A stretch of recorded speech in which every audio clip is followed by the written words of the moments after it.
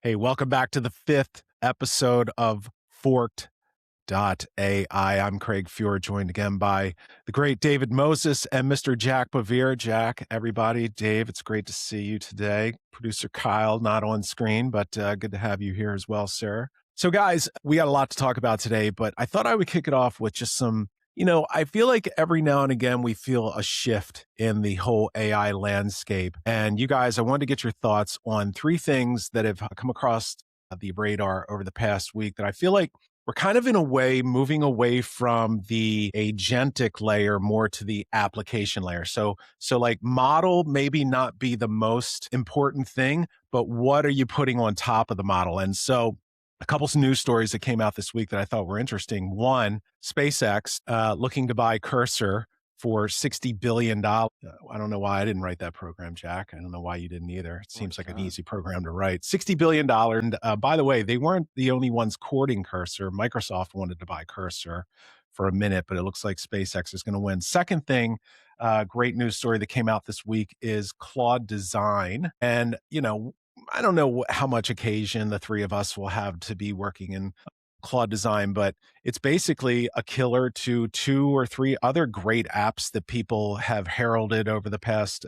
several months, which would be Figma, Lovable, and Replit. If you're using Claude Design right now, I can tell you in many ways it's in Rev 1 far better than the three of those. And then the next one was ChatGPT Images 2.0. Guys, if you haven't had a chance to see this or just play with it, Jack, tonight, just open it up and have some fun. Like, you would be shocked at how much better it is than Chat 1.5 and even Nano Banana. I've got a whole bunch of other bullet points of adoption, and it is one of the fastest growing adopted application layer things in or applications, I should say, over the last 12 months. So lots of crazy stuff happening in the landscape. Thought I'd just open it up with that real quick, guys, and we can talk about that and then jump into some stuff that we're all working on. So what's Images do? Is it like Nano Banana? So Images is much more of a thinking model than it is just an image model. And so I saw a couple really wild use cases where a guy's like, hey, here's 6 pictures of me. Put me in a comic strip and use what you know about me to make the comic strip. And within a couple of minutes, it made a beautiful comic strip. But the more important part that it got right, that a lot of image models haven't gotten right in the past, is the verbiage. Can't trust the verbiage. Well, it was spot on. And then he took a picture of himself in the room that he was in, the studio, and it had sort of signage in back of him, books and stuff. And he said, that book behind me is, I think it was called Get Done. And he was like, make sure that the ISBN on that book is correct. And it put the ISBN with a barcode on it that was correct on the spine of the book. And then he was like, and while you're at it, make sure I'm in a kind of a burnt rust shirt and put like a logo on the front that is my logo. And so that was a really, really difficult thing in the past. You would get one image with Nano Banana, but then as you tried to iterate on it, it never really did get it right. Was always trying to get it right, but then it would break something else in the picture. And so yeah, magazine quality layouts, infographics with unbelievable accurate data, multi-format ad campaigns, just all kinds of great things that you can do with the new. And then when you couple, so let's say, Jack, that then you got all of these great images, and maybe let's say that like what you were building was great landing pages. So you give it 20 images of the most amazing landing pages that you've ever seen, and then you put all of that into Claude Design, and now you've got something pretty powerful. That's super interesting. Have you played with it at all? I've played with Claude Design, haven't had a chance to don't really have a use case right now that's burning for me to play with the image prompt as much as I love that kind of stuff. So no, I have not had a chance to play with the new Chat 2.0. Sounds fun. Fun. So what do you guys think though? Like, so here we have Claude 4.7 that came out recently, and we've been banging on that pretty hard. David, I think you mentioned as well that yesterday when you were talking, you said, yeah, it's like Claude 4.7. It's 4.6 before it took a right? Like it's so. Like, I don't notice any great new crazy functionality with 4.7 that I was missing in 4.6. Just wanted to get your thoughts on that. Jack, I know you've been working pretty hard with Claude lately as well. 4 points, exactly my opinion yesterday is my opinion today. seems to me to be 4.6 before it took a. It's interesting that chat is, you know, I don't know if chat's just kind of like flexing their muscle with this, with the new image generation thing, because, the reason Anthropic does not do image generation, in my estimation, is the compute that's required. And, that's, yeah, I know they want to focus on the business customer, but in reality, they could kill ChatGPT in that the way they killed them in other things, but they just don't. And I think it's really just a compute thing. And I think that's what I see with Anthropic. It's a superior product, but they just don't have, they can't service the demand. That's kind of what I'm feeling. That's Yeah, why I think 4.6 took a I could be totally off with that, but I haven't read anything that definitively I trust that says that. yeah. Jack, you look like you were. No, I can't tell the difference between like I've had a frustrating past week and a half building stuff. Like I feel like I set my sights maybe a little bit too ambitiously. And, I had success building a couple apps. And then I was like, I'm going to go build a castle. And I built like, and I got like 70% done. And then I switched models to 4.7, but I also as I added features and re-architected some things to accommodate those features, like the thing just kind of like did a slow right turn and crashed into the mountain. And like it works still, but it's not, it's slow, it's kludgy. I'm getting errors like with every little update I do. Like I can tell I'm getting a lesson in like, you don't know how to write software, Jack. Like don't Yeah. forget, you don't know how to write software. And like I've got a lot to learn. It's been a humbling reminder as to how early in this, skill set I am, frankly. So I have no idea with the difference between 4.6 and 4.7, because I'm pretty sure I'm the result. I'm the one to blame, not the model that I switched over to. Dave, don't I know. was, I was, I don't know go if I ahead. agree Go with ahead. that. I mean, I think there seems to me to be some dilution going on, so they can, so it no longer. Because remember, when we were using Opus or Sonnet a few months ago, and it was absolutely killing it. It was killing it until the session died, and then like, okay, I had to open an entirely new chat, and then I had to somehow summarize what was in the old chat, which I really can't get out because I can't even ask it to summarize what's in the chat. I mean, that was just a few months ago, and they've gotten that fixed, but at what cost? They gotta be compute starved. That's the only, because I don't know how much it's Jack and how much it is that, some of the answers are just, we're not going to devote enough compute to this question because we don't think we need to. 4.7 is trying to be adaptive the way chat, tries to be efficient. I don't know. I mean, I don't even know if they know. Because now with, I want you to be right. I definitely want you to be right. I want to not suck at this. So Jack, can you go ahead? Go ahead, Dave. no, I always, I guess my litmus test is I will take something that I think Claude could do before, and I will dump it into Chat 5.4, or I'll dump it into Grok, or I'll dump it into Gemini. And I know if Claude got it wrong, if Opus got it wrong, and one of those other models got it right, it's, yeah, very well could be that I've framed it for Chat as, this is screwed up, fix it for me.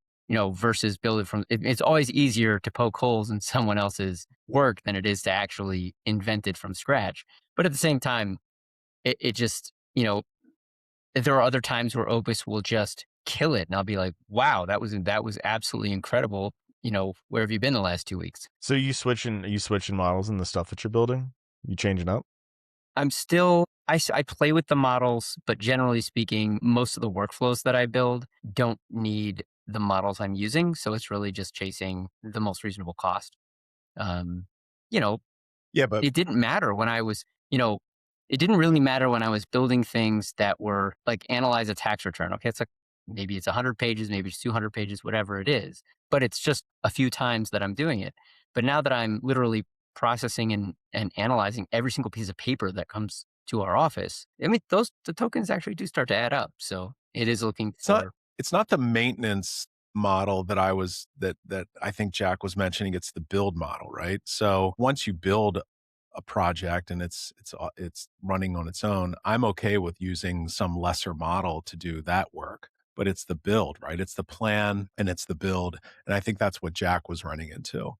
Um, Jack, what's your take on, was it, so like, maybe you can just explain quickly what it is that you built initially and then what you were trying to add on to it. Yeah, I was building I built a risk manager, basically risk analyst, and it was taking taking information about our borrowers and doing some public records research, also doing an internet search, and basically compiling like a risk analysis intelligence report. And work product was like phenomenal, like really, really good.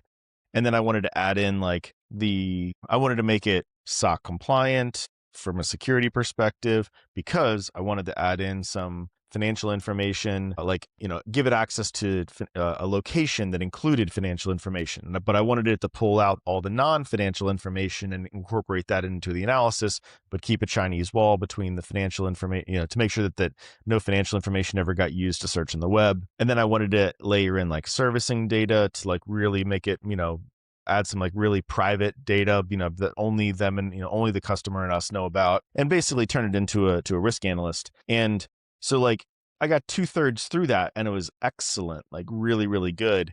But then as I started to pull in large quantities of data into that analysis and try to structure it or try to put it into workflows, I just started getting more and more errors. And I think this is all, I'm not blaming the models at all. Like I think my vision for what I was building migrated about 23 degrees to the right, and that was too much. Like if I had now having screwed it up or having built it and screwed it up, I now know what I need to go build and I bet I damn near one shot it, but I'm literally going to go start from scratch because I think that this, that the context window is full. So like trying to go in there and debug it is just going to be frankly, just going to be, more time than it would just be to start from scratch. Cause I got like 65% of the way there in like 8 hours, so like, I bet I'm just going to go, get over this and get back in there, put on a pot of coffee and rebuild the thing, but with, with the ending point of where as the vision. So where are you building it? Like, where is it going? I know Claude's building it, but where is it building it? It's just building it it's building the code base, and then we're going to host it on our server. And I'm giving it access to all the different layers of information company information, just giving it a bunch access to the different databases that employees can access. Jack, so when you go to rebuild it now, how would you do it differently this time? Would it be more structured? Is there parts that are like, hey, I'm going to build this one as like a separate skill? Like, how do you do it now in a way that you don't think it will break once you get to, all the features that you're thinking? Yeah, it was, this was all totally foreseeable, right? Like this is completely user error. It was I was describing all the features that I wanted it to have. We talked for a long time for me to like give it all the features and give it the whole vision. And then it built, but it wasn't like 100%. That conversation was like 85% correct. The problem is then it one shot like built damn near that vision, but then I tried to steer the ship from 85 to 100, and the architecture underneath the beginning like wouldn't steer. Like I built a steel foundation for this vision that was 15% wrong, and you just can't shift this, the foundation that much to the right, was what I found. By the end of it, I was just like, yeah, you're running into blocks about, for issues that I really, for features that they made part of the foundation that shouldn't have been. That's all. I think you just used the perfect analogy for large institutions trying to institute AI in general. Yeah. It's the ship is just too big to steer. Yeah. I mean, I think you can. And I'll get, it'll be better this time, right? And then maybe this one will break too, because I get 95. But then the process, like in retrospect, I'm like, I could have seen all this coming. I don't know. I wasn't smart enough. I didn't. And so but the process of building it and then trying to steer the ship, I now see where I really wanted to go. And now I'm like, I should have just described this. And I bet you if I just described this, then it'll get it right the first time. Yeah. So I think David and I have some concept of how you would describe it, but tell those who aren't maybe haven't worked as much with these tools as us. Are you going to talk to it in a more structured way this time? Will you give it a prompt and say like, hey, you're just building a skill at this point.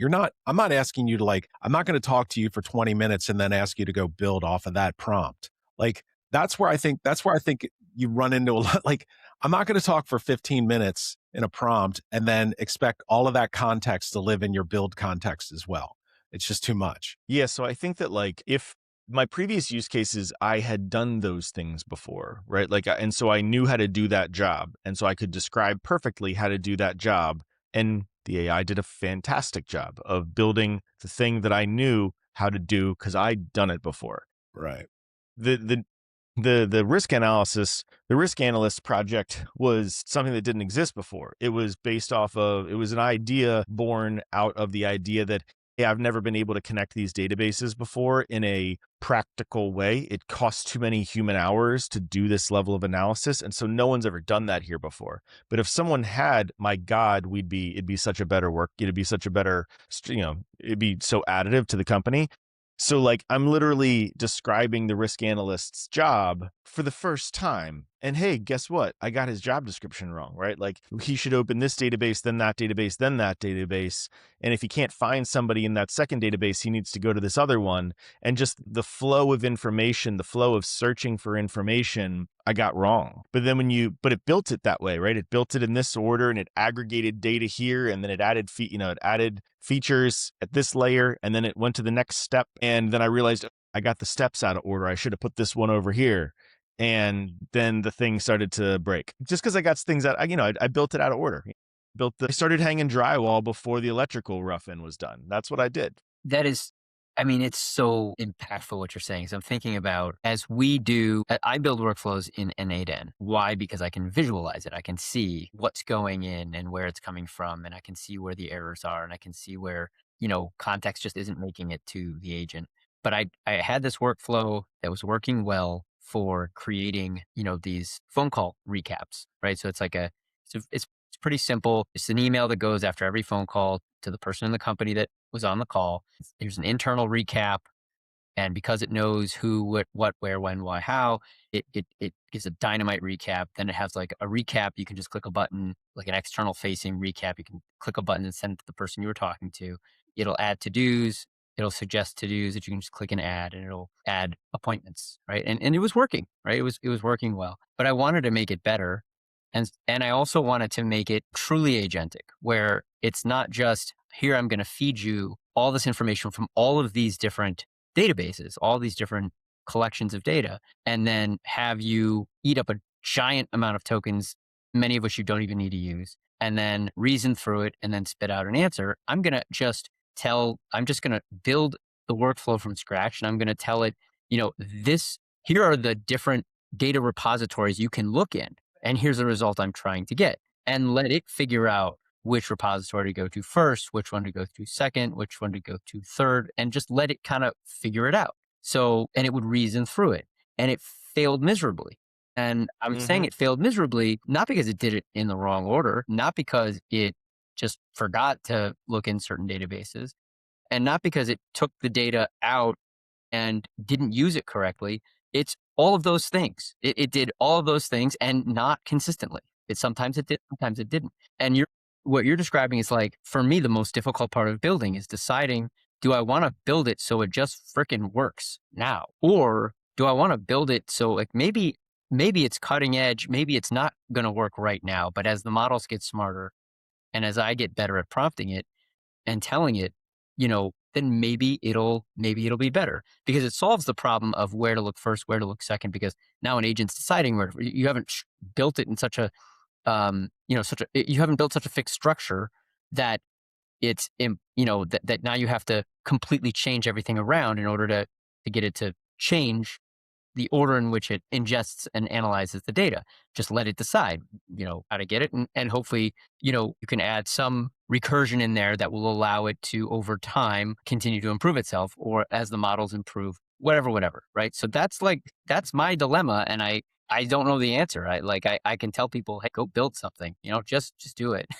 You know what? I think the N8N approach, like, is probably a best practice from the perspective of like what you just said, right? That you can visualize the process, it got the information flow correct. Whereas when I go in and I spend 2 hours describing my dream software and then it one-shots it, that's amazing. I get a huge dopamine rush out of that, right? It's like, oh my God, like 30 minutes later, this thing's like built. Like that was so fun. The problem is there's complete opacity as to what exactly it built there. And you're not Like, Neo. yeah, exactly. Yeah. And so I don't find out until like 4 days later that like some of the fundamental architecture was built in a way where it slightly misunderstood what I was going for.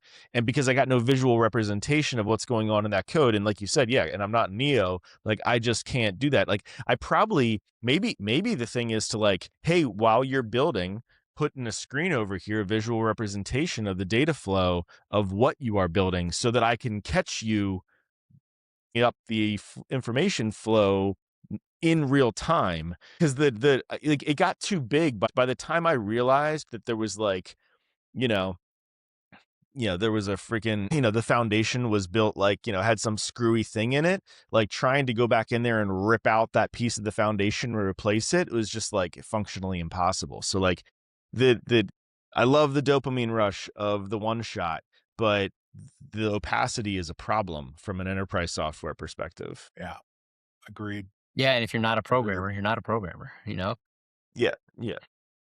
And you don't want to bring a programmer in, right? Because their instinct is going to be to go to that code line by line and fix it. And that's not what you want. And I could just tell as I was like making corrections, it's just like writing 30 new lines of code and like literally like, going in and finding in the workflow, like, carriage return, like, hey, does it work now? And I'm like, yeah. And 12 of those in, I'm like, I built a fucking spaghetti bowl. Like, this is garbage. Like, this is no longer enterprise grade. So try again, try again. That is that's a tough one to come to. Been there. Know exactly where you are there. Not a good feeling. It's cool. It's worth it.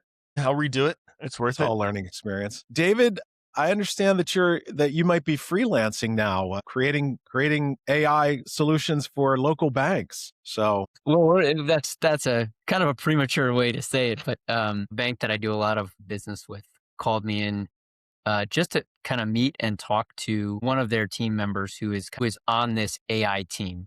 So the owner of the bank, really believes in AI, and they don't want to be the dinosaur bank that that's like the last one to the party. And I love that they're looking at it, right? That they're thinking about it. So far they're only allowed to use Copilot, which somewhat of a closed system. And you could tell he knows there's better out there, right? Not exactly OpenClaw. No, it would be like the opposite, closed claw.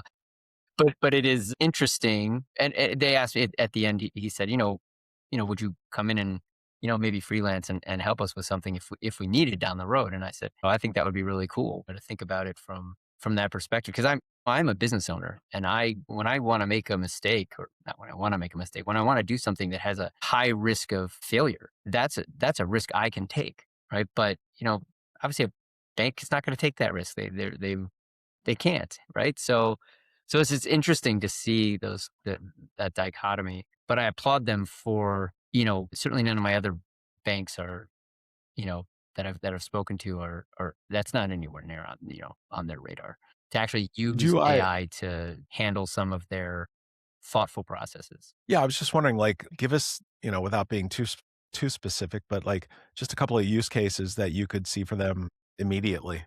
So for like my first instinct for any business with AI is to use it to find your bottlenecks. Like before you do anything else, first use it to try to figure out what is slowing you down, what is holding you back.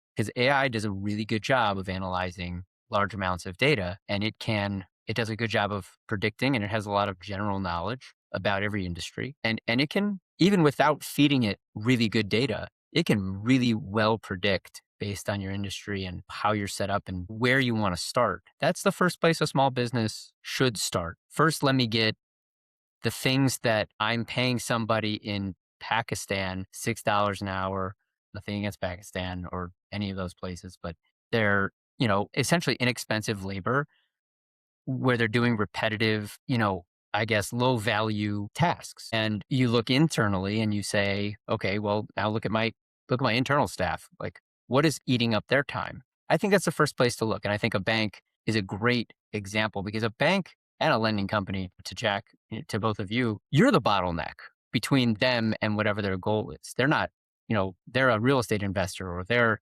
whatever it is that they're doing, they're going to the bank to help them, to help leverage, to get them to their goal. So if a bank can speed up that process, if a bank can eliminate, time overhead in accomplishing those tasks, or a lender, can do that, it's going to drastically improve the customer experience. So I think it's looking where those bottlenecks are and trying to make things faster. If you're going to give somebody a bad news, give it to them very quickly. And if you're going to give them, if you're going to give them good news, then you want to deliver on that in a very predictable time frame that gives them the best advantage to have an advantage over everybody else who is, demanding that money to accomplish whatever goal they're trying to accomplish. Yeah.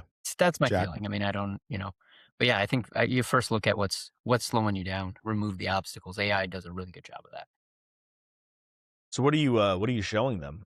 Like, you showing them like, hey, here's how you download Claude Desktop, or like, here's my end-to-end flows? I showed them a couple of the flows that I have built around document processing. It seemed like something that was that would speak to them. I showed them a little bit about our communication. They're really big on, this bank is just really big on having great service. They want to have a small bank feel, but they want to, they want to grow. They want to be a larger bank. So, but they want to maintain that kind of personalized, quick response. So I showed them some of the things that we've been working on to, analyze the calls that we're on, to summarize them, to recap them, to add to-dos, to, remind us where we've left off on, and haven't gotten to somebody fast enough. That's the kind of thing. Those are two things I showed them, and they showed me kind of document analysis is really what they're, but really more one-off, like put this document into here, what does it say? And trying to get it to do to respond consistently. I don't think any chatbot is good with that. I think you need to build some kind of infrastructure for it. I kind of mentioned that to them. Just having it be, you can set up a project and pick your favorite LLM. And you can say, every time I put this document, which is of this structure, into this chatbot, I want you to analyze it in this way and spit back out to me a document that looks like this in this format. That is fundamentally that's a programming thing, right? That's really a programming thing. It should be, to have that kind of thing in an LLM project is, I think, ripe for error. It analyzed it analyzed an appraisal and it said, hey, this, the legal description is correct. And I'm like, come on. There's no offense to Copilot, but it's just telling you it's correct. There's no way it knows. It's not connected to any public record database, certainly not, a public record database in Oakland County, Wayne County, Michigan. Like, it's not. There's no way. You're so cynical, Moses. You're so cynical. But it's just actually, this is just a hallucination. There's no way this is. It's true. There's no way 100%. it knows that. Like, if it's probably accurate, right? Because probably the appraiser has software that you put in the address and it pulls the legal from a real public record database. So it's probably accurate. But at the same time, it's Copilot doesn't know that. And I don't even think if you put it in Opus, it might not even have the chutzpah to say, yeah, I don't know that answer. I have no idea if this is, there's no way I know. But it's much more likely, Opus is much more likely to say, I don't have access to a database that can confirm that this is an accurate legal description. How many people, this is a related question, I promise I'm going to circle back and make this make sense. How many people are at your company? 20, we're at 28, I think. We were 35, so we're down to 28. How many people are building AI tools? Hopefully by the end of next week, 4. And how long do you think it's going to take you guys, scope creep aside, just, put a fence around the company right now, to AI everything you can, not every last little thing, but to get 90% of your processes AI'd? How long is it going to take? That's a phenomenal question. To get it done right, I would say, what's our target is that everybody has the largest process in their department, their scope, right, has that automated and agentic by the end of the year.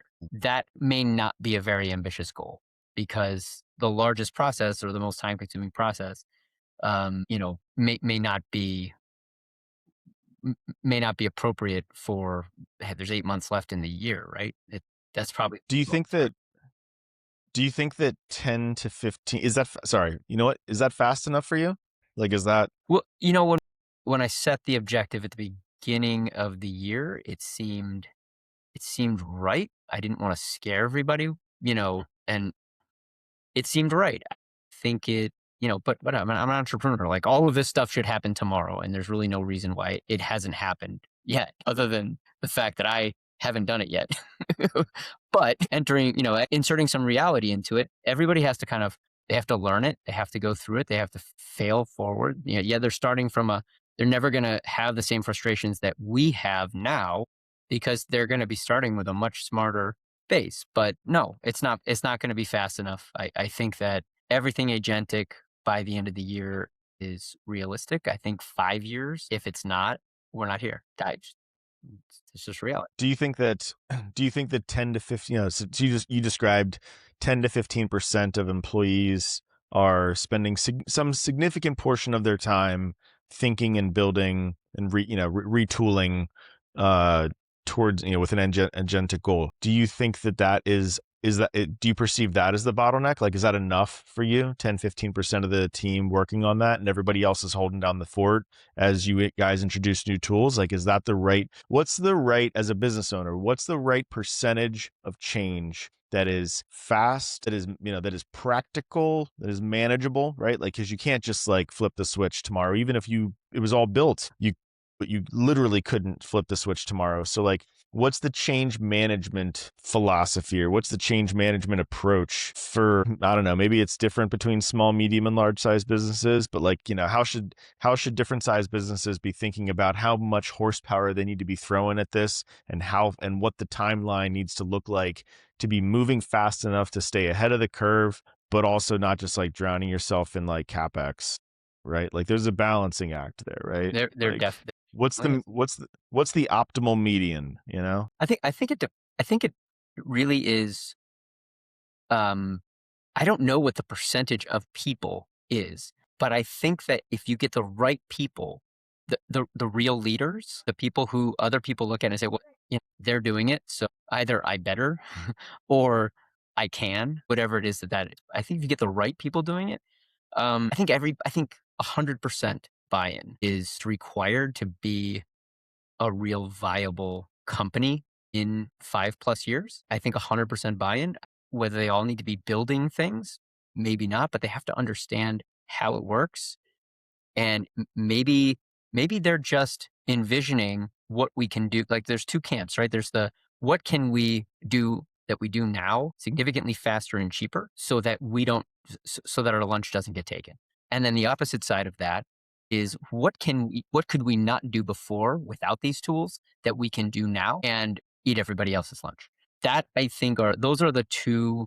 And I think everyone at the company needs to fall into one of those camps. You're either helping us push forward with things that just weren't possible before, or you're helping us get rid of antiquated, slow, and expensive human processes. Is that a good answer? Yep. Okay. Yes. Do you okay, so now this is my circle back. Do you think that you're wasting but you don't think you're wasting your time talking to this bank? You think the bank is capable? Knowing everything that you know about banks, and you know a lot, I think more than just about anybody I know about how banks actually, go about.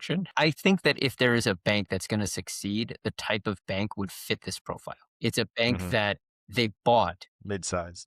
They bought a 100-year-old bank that was maybe a $20 or $30 million bank. They've, more than 10x that in 6 years. That's the kind of, that's the kind of CEO. That's the kind of, like, they're not like, oh, I'm Fifth Third Bank. What do we do today? Let's go merge with Comerica. It's not going to change how banking works. They're not going to be the ones that make that happen. I think it's going to be young, smaller entrepreneurial banks that get it done. And, I think as long as they can, I think they'll do it thoughtfully. But who are they up against? Right? They're up against regulators. Regulators are the biggest pain in their asses. Right? Actually, that's probably a great use case. It's just you know, here's what I am and what I do. Paint this picture in a way the regulators will, you know, Yeah, just get what? I can get away with it. yeah, nothing, nothing. There's clearly no risk here. They really know what they're doing. We don't even need to be here. We should go on and move on. That's really I think a great because AI does a great job of taking there's so many ways to take the facts and use them to tell a story. And I think the same song and dance we do or borrowers do when they go to a bank, it's the same song and dance the banks do when they go to the regulators. So it's like, here's why this was a good decision. Here's why this is not risky. Why? And I think AI is going to be a great tool for that. But wherever it shakes out, I think there will be banks in 10 years. I think there will be banks in 20 years. I'm not one of those people who thinks that, banking as an industry is completely dead, and there's going to be some way in the future that we will completely decouple the, this massive beastly process between capital and those who need capital. But maybe I'm wrong. Depends on the type of capital. So Jack, so the question I had as I was listening to all of that is you're talking about giving access to Claude Code, Claude Desktop to most of the people in the company. And there has to be a part of you that says to yourself, oh, I saw how much Craig Fuhr was banging on that thing for the last 6 months. How much work was he getting done? And like, I love the idea of each stakeholder in the company saying, oh man, I got a use case here that I think is brilliant that would save hours off of my weekly toils. Like, Jack, how do you think about that as the guy who owns the company? Like, still got to keep our foot on the pedal with sales and operations and all of those things. But if I've got half of my staff now that's playing with AI all day, how productive are we? I think that my token bill is my favorite money to spend. Jack coming from the Jensen Huang standpoint. That's right. He's got the lead. Yes. Yeah. Token leaderboard. Yeah. I pay my guys $500,000 if they're not spending $150,000 a year in tokens. I'm gonna sit them down and find out why not. Yeah, well, there's some combination though of like David, to your point, like everybody needs to be using it. Everyone needs to know how it works. Everyone needs to get comfortable with being able to call out and spot a hallucination, because that's not how that works. Like that's like everyone needs to learn how to use these new tools and figure out what they're good for and what they're not good for. And you're only going to do that banging on tokens, And so I'm either paying for their learning curve, which is cheap, man, by the time you spend $1,000 in tokens, you probably know something. Like that's a lot, that's a lot of banging. And then you have these edge case outliers where a manager creates a software that I would have happily paid $50,000 a year for. Yeah. And I probably have like 4 of them so far. So from a value perspective, I haven't spent, I got 4 pieces, maybe we got 3 or 4 pieces of enterprise software that I would have happily paid $50,000 to pop for. That's $200,000 a year. Capitalize that at any reasonable level. I haven't spent a 20th of that number in tokens yet. So like, to me, this is just like the biggest ROI thing I could possibly do. Like we're in the middle of it still. It hasn't, like, the snowball's rolling. It hasn't caused me to fully take off screaming away from my competitors yet. I don't know, but I see that kind of value being created. Like and that, we were talking about last week, and revenue's moving up a little bit and expenses are moving down a little bit, but that's not really the needle mover. A lot of it's like but the business is stronger because I have these 4 pieces of software so far that like I didn't have before. So I just sleep better knowing that there's a better business waiting for me when I wake up.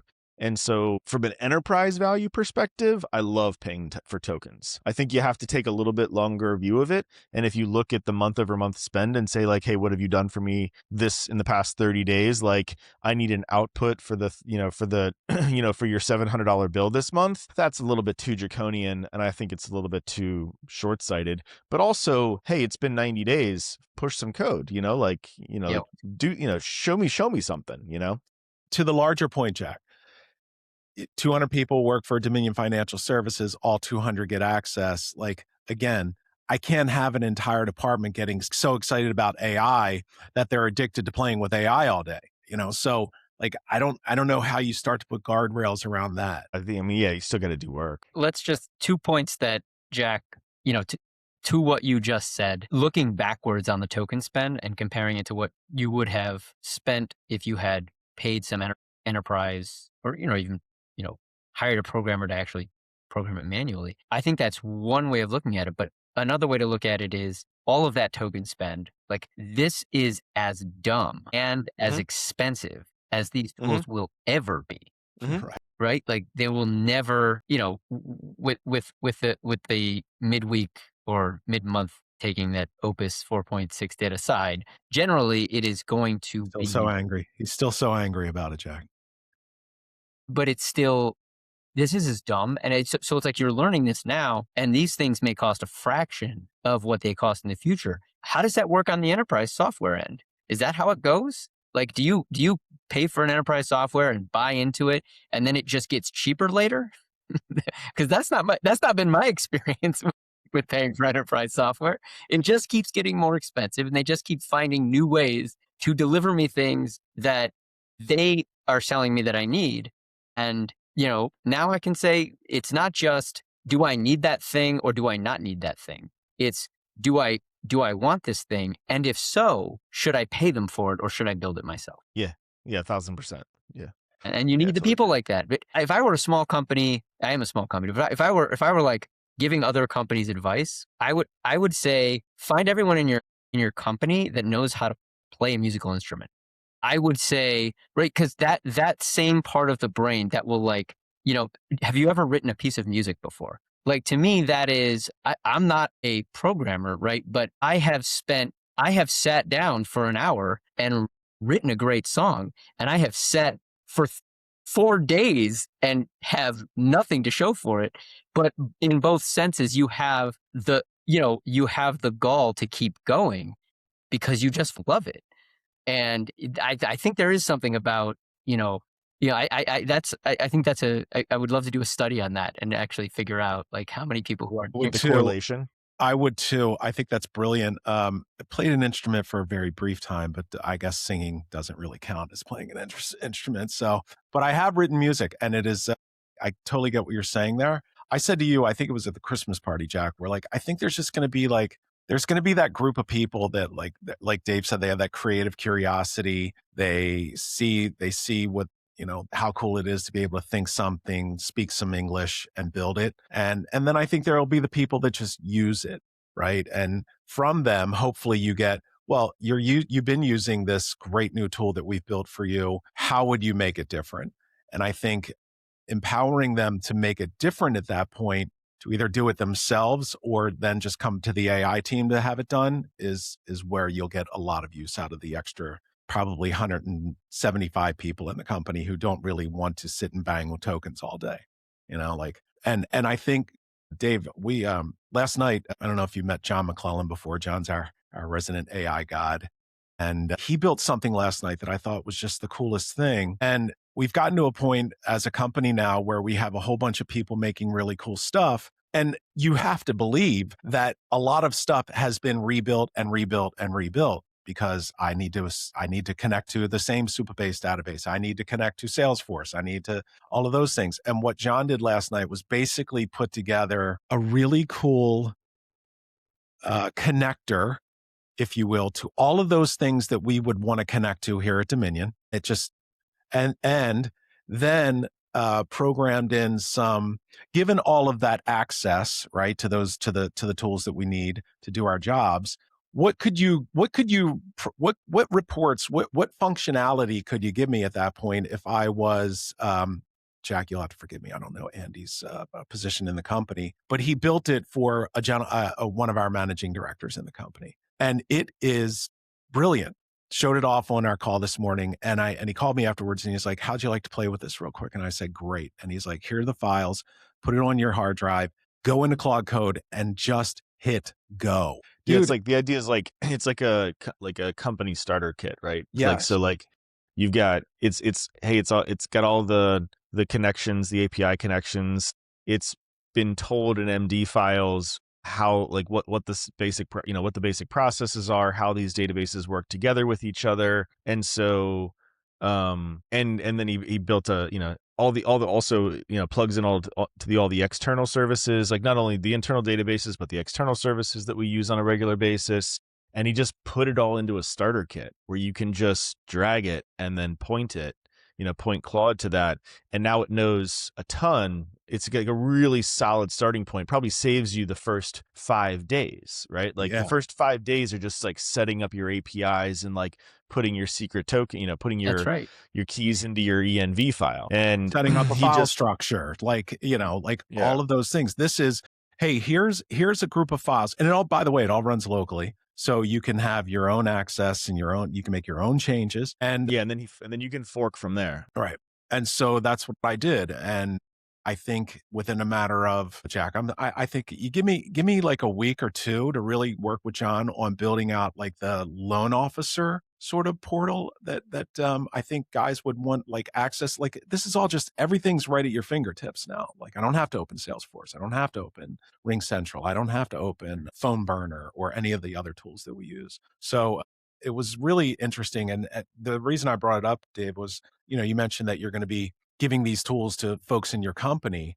And I just thought, man, what a great way to get people introduced and not have to have them go through all the minutiae of, setting it up and getting all your connections and all of those things. You're just off and running, just telling the thing, hey, based on everything that you know about me and my job, how would you change this? And that's what I did. And it went to work. And that's an interesting, so you load this on your computer, right? You load these files. Well, and by the way, my argument is like, why don't we just host it? Like we'll just host it. And as we get new services, do new subscriptions, we'll just update the MD files up there. And then we'll just push. We'll just be like, hey, everybody, there's an update to the thing. Pull from the repo and pull this new code in. And then all of a sudden, this new feature set shows up on the sidebar. It's like, oh, sweet, I got a new set of tools that I can start playing with. And we didn't have to individually, person by person,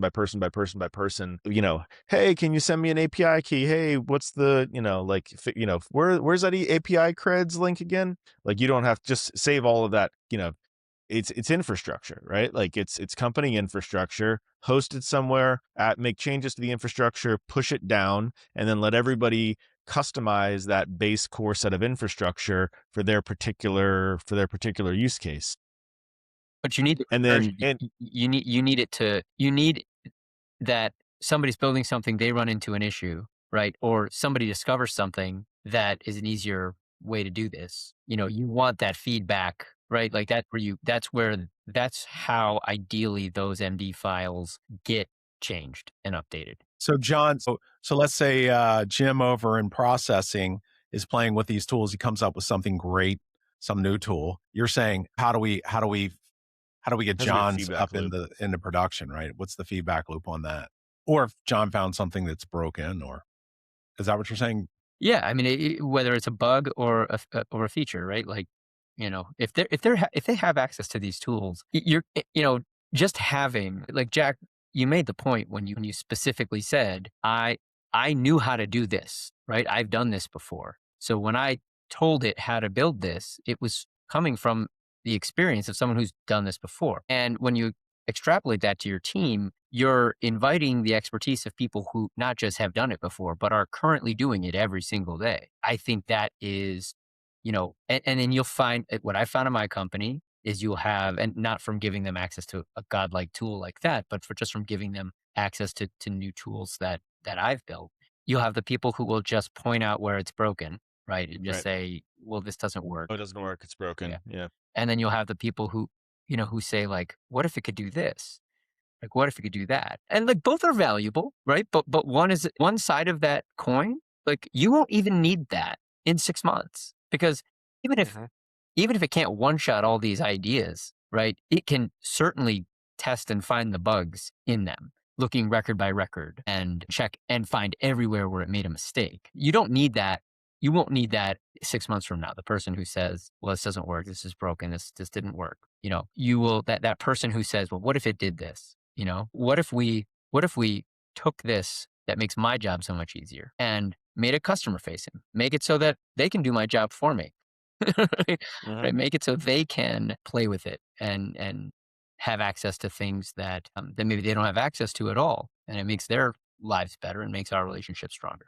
Whatever it is. Yeah, and to piggyback on that point, like, so what I'm hoping, we'll see. Literally last night, like John came up with this literally 2 nights ago, and so like what I'm hoping is that it's the starter kit that gets people where they can literally just like load the file, point it, and they immediately can start playing. They don't need to do any of the infrastructure work, none of this not sexy stuff. They can go straight to like sexy, productive, talk about my day stuff. And if that's the case, does it decrease the barriers of entry to the point where, I'll use this use case. We were talking about it today on a manager's meeting. In our loan servicing department, Lily handles your extensions. Extensions are really annoying because in order to grant an extension, we don't want to do that just de facto. So we want to see like, hey, when was the loan originally originated? How many extensions have been, if any, granted so far? What's the re-underwriting on this? Are they current on their payments? Have they paid their taxes and insurance? There's a bunch of like check marks that we want to do and make sure that everything like looks good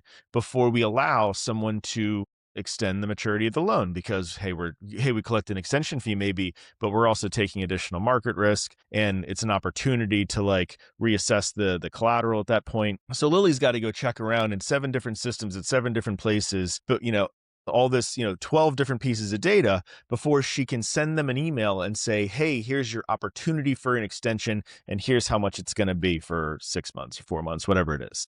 And so it's one of those painful jobs that like there's no extension module, right, that like aggregates all this stuff. And we actually have to go even outside of the Salesforce system. Sorry. So what you'd really like to do is have Lily build a custom app for herself that pulls in all the things. And the thing is, no one is going to build that app like Yeah. Lily is. She's going to build it perfect the first time. I'm going to fuck it up for 4 rounds before I finally get it right. But she'd get it right the first time That's right. because she knows how to do her job and I don't. That's so cool. She just And has so, to know like, what's can we possible, bring a- right? She just has to know, Yeah, exactly. and she has to And know she- and that she by needs to- replacing herself, she's not going to lose her job. Yeah. But if I go ask her to go like pull in the API keys and figure out if she has to go build her Salesforce own mapping. infrastructure.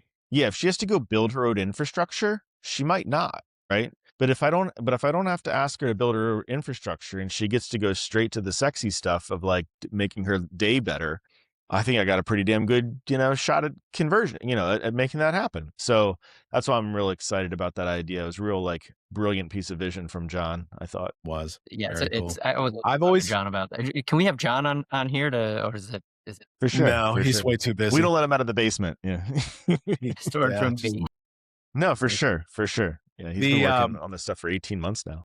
I still maintain that within 18 months, we will all just have like a thin OS that overlays all of these horrible, bloated legacy apps that make us go searching all day long through shit that we should have at our fingertips. Like I think that's what I'm building. And I think that most people are going, I think that's what Claude Desktop is all about. That's what Codex Desktop is all about. It's all going to just be a thin layer that puts all of everything at your fingertips for you. Have you built an agent in Claude yet? Like a Claude agent in the agent builder? Yeah. Okay, so they just came out that they're adding memory to it, and that memory I think this email came out like 2 hours ago, but they're adding memory to it, and the memory is accessible from the API. So I wonder how, because I want to be somewhat platform agnostic, but if Claude keeps doing this, it's like, why? What's the, if they're always going to be the best, then what's the difference? But it's really super interesting to me, the idea that you can have, this accessible memory from every, so part of me wants to just say, okay, everybody gets a Claude agent, build a Claude agent for everybody, connect Claude to the APIs, the MCP servers, and have some kind of shared memory that way. And I don't know. I mean, I literally read the email on my way back to the office to jump on the call with you guys. But, that to me is a lot more brilliant than building any agent, is the idea that you can access the memory from the agent. OpenClaw. But I mean, yeah, I was thinking when you mentioned it that it was going to be global memory. So sort of like a account level memory, not an agentic level memory, is what you're suggesting the email said. Or it to me is what I'm guessing it is. It's session memory. Yeah. That is, probably some combination of a vector database and relational database that we can access in some meaningful way. I don't know how. I don't know. Like I said, I haven't played with it. I literally just read the email, and it just felt super interesting to me because I built a Claude agent, but I haven't actually used it yet because I'm not done connecting it to everything. So it's still not as fast as just going into Claude Desktop and just talking. So maybe I misunderstood you, and I'd love to get into it on the next episode where Nice hook. Yeah. So building so we've all built Claude agents, but you're saying build a Claude agent that would do what? Connect to everything? Yeah, that would be connected to everything. So it's the same agent and everyone has a session, right? Everybody has a session, or everybody has their own agent, and the agent, and then they can build as many sessions as they want. But at some point, you can extract that memory and you can aggregate it in some meaningful way so that you have a consistently updated shared memory. You don't have this everything you did over there and everything you learned, and let's have a meeting and talk about it. It's like everything you learned, my agent already knows. That would be pretty badass. If every session that I ran in Claude had memory, and then it was like almost a shared memory vector search, that'd be pretty sick. Yeah, I mean, then we're all kind of, learning from each other, in that sense, our agents are. Jack, Yeah, like any last thoughts? Like if you could like the MD file, right? Like has become really important, like that reference. And like if you could best practices, right? Like, hey, here's all the things that we've, because they change over time, right? Like everyone who owns a company gets and things get sloppy, then they go to some seminar and they get told they need to write down their systems and processes and document everything. And if they haven't documented it, it doesn't exist. And we all go and we do that and we spend 4 months doing it. We've got systems and processes and they're documented. And then a year later, that shit's stale and is no longer a month later. Yeah, that's shit stale. No one's looked at it. No one's updated. Probably it. wasn't even that good to begin with. Yeah, and like and so and then one day before that deadline, it was created. Yeah, and you use it as the training materials for the next 2 years, and you train people on a bunch of ways we did it 2 years ago, right? It's like it's a terribly flawed, horrible system, right? So like an MD file with SOPs, though, that an agent is looking at has a lot of value. If you added a recursively self-improving or recursively updating MD file that always is like, and we learned this thing the other day, and so here's the things that we're, the MD, this is, we've seen this pattern happen 4 times. Turns out this company this counterparty wants to work in a different way, and so we've updated the SOPs for how we're working with that because we have been working differently with them. And something that could recognize changes of systems and processes and then updated the new MDs with that so that all the other agents were like always had a real-time set of systems and processes, that would be a sexy little system right there. It would be. Very sexy. Yeah, I mean, it seems like it's something that can grow going forward. Like that's a sustainable system because, yeah, you're accumulating all this memory, but also as you're accumulating it, the models are getting better and the context windows are getting larger. And so the more memory you have, the more, over time, the more memory it can handle. And that to me is that's something that you can build that actually you can confidently say that kind of architecture will work into the future, like significantly into the future. And I feel like if it's just an aggregation of like every conversation that was had, and you end up with just terabytes and terabytes and terabytes of like history, that's not that useful. But if it's a distillation of best practices, a distillation you need the distillation process to turn all that stuff that happened, all those chats, all those conversations, all those emails back and forth into, did this comply with the SOPs or did it not comply with the SOPs? If it didn't comply with the SOPs, someone tell the manager that we're not operating based off of the SOPs, and maybe that just means that we need to update the SOPs with the new best practice. But Would be a it gets that from sort of- sentiment, right? Like you're that would be using a the great way to agent, do it. Yeah. you get frustrated, right? It somehow figures out a resolution so you're no longer frustrated. And that nugget is gold. And everybody can share in that knowledge now instead of just, well, yeah, I ran into that problem 4 weeks ago. Here's how I solved it. Or maybe even telling myself, well, yeah, I know I ran into that problem sometime in the past. What did I do to fix it? Now it's there because you're just expressing your frustration, your displeasure, your pleasure with whatever it is that it did. And it's using that to build I think we're 18 months away from a frickin' company suggestion box, and these tools are so good. You just pick the best suggestion of the day, and that's the new feature of the day.